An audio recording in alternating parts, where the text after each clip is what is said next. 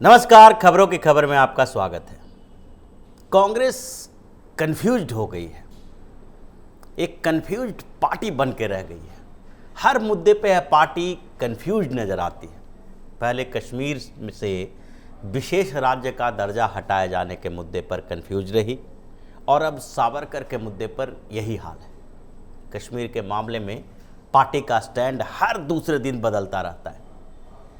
इनके नेताओं के बीच इस बात को लेकर संशय की स्थिति बनी रही है कि आखिर मुद्दे पर वो बोलें क्या, कैसा स्टेटमेंट दें, कौन सी बात बोलें और किस बात से कांग्रेस के किस बड़े नेता को तकलीफ हो जाएगी, इस बात को लेकर पूरी तरह से कंफ्यूज्ड है।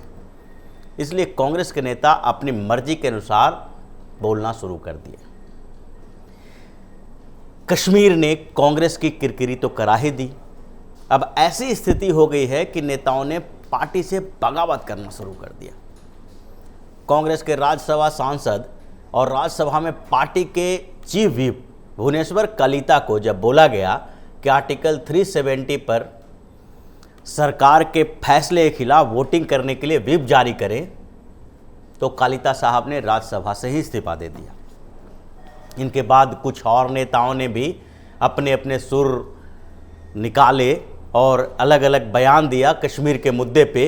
कुछ और नेताओं ने इस्तीफा भी दिया और अब लगता है कि कुछ उसी तरह की स्थिति कांग्रेस के भीतर वीर सावरकर के मुद्दे पे होने वाली है।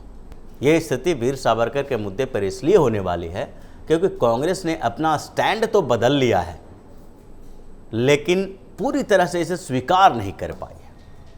पार्टी के भीतर एक संग्राम मचा हुआ है, शीर्ष नेताओं के बीच घमासान चल रहा है। अभिषेक मनु सिंघवी ने वीर सावरकर की सराहना क्या कर दी कि उनकी परेशानी बढ़ गई है। उनकी परेशानी किस तरह से बढ़ी है, इसकी चर्चा करने से पहले ये समझ लें कि क्या अभिषेक मनु सिंघवी ने सचमुच पार्टी के खिलाफ बयान दिया है। दरअसल वीर सावरकर को भारत रत्न दिए जाने की भाजपा की मांग के बाद कांग्रेस के बीच कन्फ्यूजन की स्थिति पैदा हो गई। पार्टी के शीर्ष नेतृत्व को समझ नहीं आ रहा था कि आखिर उनका स्टैंड क्या होना चाहिए। चूंकि भाजपा ने महाराष्ट्र चुनाव के लिए जारी किए गए अपने चुनावी घोषणा पत्र में सावरकर को भारत रत्न दिए जाने की बात कही थी, इसलिए कांग्रेस को भी लगा कि चुनाव में इस मुद्दे को भुनाया जा सकता है और कांग्रेस इसके लिए तैयारी करने लगी। कांग्रेस ने अपना स्टैंड क्लियर करने की कोशिश की और एक प्रेस कॉन्फ्रेंस करवाया गया सावरकर के मुद्दे पे और इसके लिए चुना गया मनमोहन सिंह को। पूर्व प्रधानमंत्री मनमोहन सिंह बोलने के लिए नहीं बल्कि चुप रहने के लिए जाने जाते हैं। प्रधानमंत्री रहते हुए उनको ऊपर इस बात का आरोप लगाया जाता रहा कि मनमोहन सिंह बोलते नहीं हैं।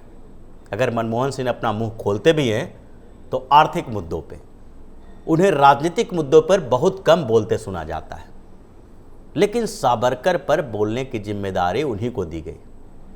उन्होंने प्रेस कॉन्फ्रेंस में बोला कि कांग्रेस को वीर सावरकर से कोई दिक्कत नहीं रही है। उन्हें यह कह दिया कि सावरकर से तो पहले भी कांग्रेस को कोई परेशानी नहीं रही थी, क्योंकि प्रधानमंत्री रहते हुए इंदिरा गांधी ने उनकी याद में डाक टिकट जारी करवाया था। अब मनमोहन सिंह के बयान के बाद इस बात की कोई गुंजाइश नहीं रह गई थी कि यह उनका निजी बयान हो सकता है, क्योंकि मनमोहन सिंह राजनीतिक मुद्दे पर कोई निजी बयान दें और यह बात समझ में आ जाए, पच जाए, ये सही नहीं है। ये बताया नहीं जा सकता कि वो राजनीतिक मुद्दे पे कुछ बोलें। उनका बयान आया, इसका मतलब है कि उन्हें सोनिया गांधी या फिर राहुल गांधी की ओर से ऐसा कहने के लिए बोला गया होगा। और जब एक बार कांग्रेस ने यह कह दिया कि उन्हें सावरकर से कोई परेशानी नहीं है, तो आप अपने पार्टी के नेताओं को यह नहीं कह सकते, इस बात के लिए दबाव नहीं डाल सकते कि वीर सावरकर के मुद्दे पर उनको किस स्तर का बयान देना चाहिए। उनको सराहना करनी चाहिए तो किस सीमा तक सराहना करनी चाहिए। आप अपने पार्टी के नेताओं को हर एक मुद्दे के लिए नहीं कह सकते। आपने एक स्टैंड बनाया, वो क्लियर हो गया कि स्टैंड अगर आपने बदल लिया तो उसके बाद लोग बोलेंगे ही। अब अभिषेक मनु सिंघवी ने ट्वीट करके वीर सावरकर को स्वतंत्रता सेनानी और दलितों के अधिकार के लिए लड़ने वाला बता दिया। उन्होंने यह ट्वीट जो किया उसका समय भी कुछ अलग था। उस समय महाराष्ट्र और हरियाणा दोनों ही जगह पर मतदान हो रहे थे और सिंघवी का यह ट्वीट चर्चा का विषय बन गया।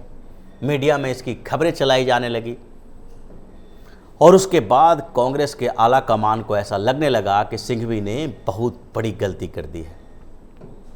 और उसके कुछ समय बाद सिंघवी साहब को एक फ़ोन आया। यह फ़ोन था अहमद पटेल का। अहमद पटेल ने अभिषेक मनु सिंघवी को फ़ोन करके कहा कि आपने गलती कर दी है, ऐसे समय में जब मतदान हो रहा है तो आपको इस तरह का ट्वीट नहीं करना चाहिए। दोनों के बीच लंबी बातचीत हुई, लेकिन दोनों के बीच यह बातचीत नोक झोंक में बदली, किस हद तक बातचीत हुई, कहाँ तक ये मामला पहुँचा, ये क्लियर नहीं है। लेकिन ये तो है कि अभिषेक मनु सिंघवी को पटेल साहब ने सावरकर के मुद्दे पर संयम बरतने की सलाह दे डाली।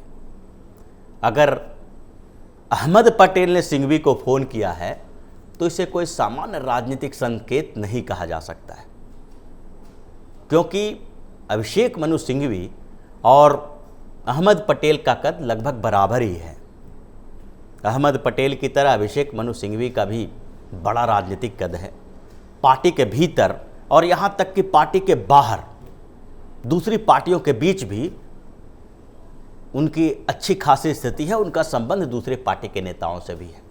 वह पश्चिम बंगाल से राज्यसभा के सांसद हैं और उसके लिए उन्हें ममता बनर्जी का भी सहयोग मिला था। अब सोनिया गांधी और ममता बनर्जी के बीच बहुत नज़दीकी संबंध तो है नहीं। दोनों के बीच के दूरियों के बारे में सब लोग जानते हैं। ऐसे में अगर सिंघवी को ममता बनर्जी का साथ मिला, इसका मतलब है कि ममता बनर्जी और अभिषेक मनु सिंघवी के बीच के संबंध के कारण मिला, उनको पर्सनल सहयोग दिया गया। कुछ और उदाहरण दे सकते हैं जिससे हैसियत पता चलता हो अभिषेक मनु सिंघवी का। उसमें एक कर्नाटक चुनाव के बाद की स्थितियों को लिए भी है। कांग्रेस को समझ नहीं आ रहा था कि अब क्या किया जाए। भाजपा सबसे बड़ी पार्टी बन के उभरी थी, सबसे ज़्यादा सीटें मिली थी, लेकिन बहुमत से दूर थी। येदियुरप्पा ने राज्यपाल से मुलाकात की और फिर मुख्यमंत्री बना दिया गया उन्हें। राज्यपाल साहब ने बहुमत साबित करने के लिए उन्हें 15 दिन का समय दे दिया गया। अब कांग्रेस को लगने लगा कि इस 15 दिन के भीतर तोड़ मोड़ हो गई और सरकार बच जाएगी। इसके बाद कांग्रेस ने सुप्रीम कोर्ट का रुख कर लिया। सुप्रीम कोर्ट में इस पूरे मामले की जिम्मेदारी जो थी वो सिंघवी के पास ही थी। उन्हें दी गई है पूरी जिम्मेदारी। वो उस समय दिल्ली में नहीं थे, चंडीगढ़ में थे और आनन फानन में उन्हें चंडीगढ़ से चार्टर प्लेन से बुलाया गया। कांग्रेस में वकीलों की कमी नहीं है, लेकिन फिर भी सिंघवी के ऊपर इतना ज़्यादा भरोसा किया गया।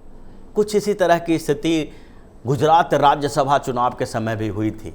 याद होगा जब गुजरात राज्यसभा के चुनाव के समय एक सीट पर पेच फंस गया था और शक्ति सिंह गोहिल ने आरोप लगा दिया था कि क्रॉस वोटिंग हो रही है और उसके बाद सुप्रीम कोर्ट का दरवाज़ा खटखटाया गया था। उस समय भी अभिषेक मनु सिंघवी ही थे जिन्होंने कांग्रेस का नैया पार किया था। अब ऐसे में यह तो नहीं कहा जा सकता कि अहमद पटेल खुद से सिंघवी को फ़ोन करके ऐसी बात कर रहे हैं। किसी भी मुद्दे पर सिंघवी को फ़ोन करके कुछ भी बोलने से पहले अहमद पटेल को किसी बड़े नेता यानी कि आला कमान का सहयोग चाहिए, उनकी सहमति चाहिए। अहमद पटेल को जो सहमति चाहिए होगी वो सोनिया गांधी से चाहिए होगी, क्योंकि अहमद पटेल भी सोनिया गांधी के काफ़ी नज़दीकी हैं, सोनिया गांधी के राजनीतिक सलाहकार हैं। और ऐसे में इस बात से इनकार नहीं किया जा सकता कि सिंघवी को फ़ोन करके हड़काने के लिए अहमद पटेल को सोनिया गांधी की ओर से इशारा मिला होगा। सोनिया गांधी ने ही कहा होगा कि सिंघवी साहब को थोड़ा बता दिया जाए कि आखिर वो ऐसी हरकतें क्यों कर रहे हैं। हालांकि अहमद पटेल के फ़ोन के बाद भी सिंघवी साहब के तेवर बदले नहीं। उन्होंने बाद में भी ट्वीट किया और उस ट्वीट में भी सावरकर और राष्ट्रवाद पर अपनी निजी राय रख दी। और इसके बाद भी तकरार बढ़ता ही गया। तो जो चल रहा है पटेल और सिंघवी के बीच सावरकर के मुद्दे पे जो तकरार हुई है, उससे ऐसा लगता है कि पार्टी के भीतर फिर से एक बवाल मचने वाला है। कांग्रेस के कुछ और नेता इस्तीफा दे सकते हैं और फिर भाजपा का दामन थामने वाले भी कुछ नेता हैं, जो कांग्रेस से निकल के अब भाजपा की ओर जा सकते हैं? इन सारे सवालों का जवाब कुछ समय के बाद मिलेगा। लेकिन एक बात तो तय है कि कांग्रेस पूरी तरह से कंफ्यूज्ड हो गई है। पार्टी का नेतृत्व का संकट और गहरा हो गया है, और अगर अगले 1-2 महीने के भीतर इस संकट का समाधान नहीं किया गया तो आगे दिल्ली, झारखंड और फिर उसके बाद बिहार में होने वाले चुनाव में भी कांग्रेस की वही स्थिति होगी जो पिछले कुछ चुनावों में हुई है। तो इसी तरह की खबरों के साथ हम फिर हाजिर होंगे। तब तक के लिए विदा दीजिए और बने रहिए ओपिनियन पोस्ट इंटरनेट टीवी के साथ। नमस्कार। अगर आपको हमारा वीडियो पसंद आया हो तो इसे लाइक करें, हमारे चैनल को सब्सक्राइब करें और हाँ, बेल आइकन दबाना ना भूलें ताकि आप तक हमारे वीडियो की नोटिफिकेशन पहुंचती रहे। आप अपना सुझाव हमें कमेंट बॉक्स में दे सकते हैं। हमारे साथ जुड़ने के लिए शुक्रिया।